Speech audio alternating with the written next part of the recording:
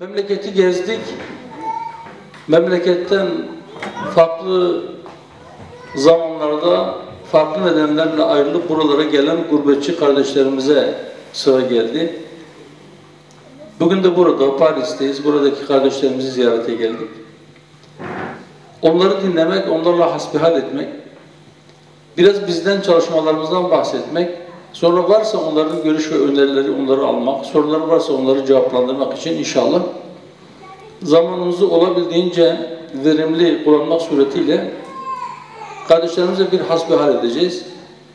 Parti programımızın hemen başında insana, kainata, eşyaya, insanların birbirleriyle ilişkilerine ışık tutacak işin temelini attık ve o temelde şu cümlelerle parti programına giriş yaptık. Dedi ki, Cenab-ı Hak dünya ve içindeki her şeyi insanoğlunun ihtiyaçlarını karşılamak için, ihtiyaçları için var etmiş ve bütün kainatı insan hizmetine sunmuştur. Ve dedi ki, Ahsen-i Takvim suretinde en güzel şekilde yaratılan insan bu fıtratına daha sonra dışarıdan sui niyetle, kötü niyetle yapılan müdahaleler sonucunda bütün bir insanlık kaybetmiştir. İş mecrasından çıkınca hepimiz kaybettik. Bu müdahaleler sonucu bozulan fıtrat yeniden yapılandırılmalıdır dedik. Yani insanı merkeze aldık ve bütün insanların Allah tarafından yaratıldığını, sadece insanların değil, kainatın da yine bir yaratıcısının olduğunu ve ilişkilerin buna göre düzenlenmesi gerektiğini, dünyadaki her şeyin de insan için olduğunu söyledik. Elbette dünyadaki her şey insanın hizmeti için yaratılmışsa, bunun tabii sonucu olarak mutlak surette siyaset de insan için yapılmaktadır. Yani insan merkezli olmak zorundadır. Biz bu temeli attıktan sonra diğer farklarımızı şu şekilde bunun üzerine bina ettik. Dedi ki, madem hepimiz Allah'ın kullarıyız, madem hepimiz yaratılışta birbirimize eş, hepimiz Adem ve Havva'nın çocuklarıyız, o zaman hiç kimsenin diğerine üstünlüğü yoktur. Bir tarağın dişleri gibi insanlar birbirine eşittir. Bu ölçüyü koyduktan sonra bir de şunu dedik. Dedi ki, bizim siyasetimiz de meşru daire içerisinde olmak zorundadır. Siyasetimiz meşru bir çerçevede yapılacaktır. O çerçevenin dışına taşmamak için azami gayret sarf edeceğiz. Ne demek istiyoruz meşru daire içerisinde? Siyasetle ilgilenen, takip edenler şunu görmüştür, görüyordur. Bundan sonra da korkarım ki görmeye devam edecektir. Ehli siyasetin büyük bir kısmı siyaseti insanlara hükmetmek ve onun gibi insanlara hükmetme yarışında olan diğer rakiplerini alt etmek için her yolu mübah görmek gibi bir yanlışın içerisindedir. Onlara göre siyaset insanlara hükmetmek için yapılır, yönetim makamlarına gelmek için yapılır. Ta ki o yönetim makamına gelenler diğerlerine yön ve istikamet çizsin, onlara sınır çizsin, onları belli bir yöne doğru sevk etsin. Ama biz siyasetimizi, insan merkezli siyasetimizi insana hizmet için yapıyoruz. Evet, o makamlara gelmek için belki diğerleri amaca götüren her yol mübahtır mantığıyla hareket ederek kanunların yasaklamadığı her yola başvuruyorlar. Mesela siyasi rakiplerine iftira etmekte herhangi bir beis görmüyorlar. Mesela halkın teveccühünü kazanmak için onları kendi yanlarına, kendi saflarına çekebilmek için yalan söylemekte herhangi bir sakınca görmüyorlar.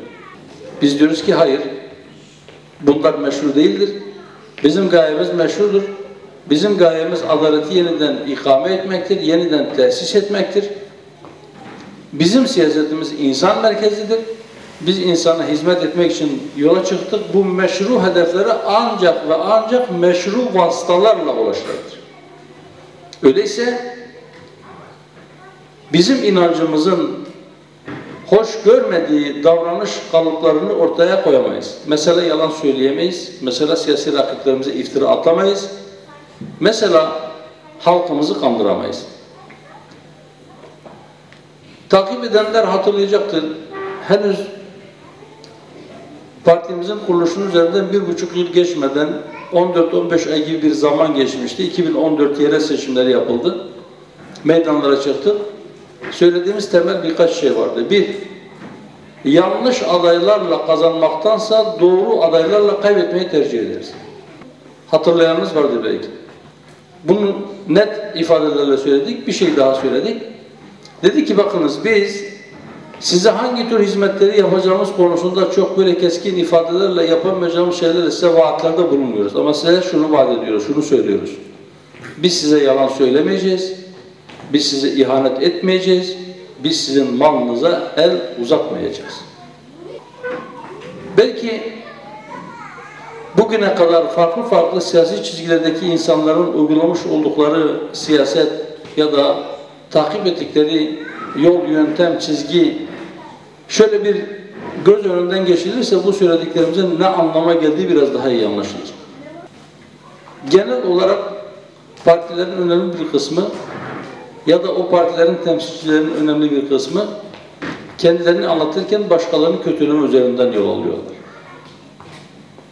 Dikkat ettiyseniz biz mümkün mertebe zaruret olmadıkça başkası bize sorulduğu zaman bile biz başkasını kötülemek ya da onun eksikleri, yanlışları üzerinden isim belirterek kendimizi ifade etmekten çok kendi ilkelerimizi, kendi duruşumuzu, kendi yapmak istediklerimizi anlatarak kendimizi ortaya koymak ve kendimizi insanımıza tanıtmak istiyoruz.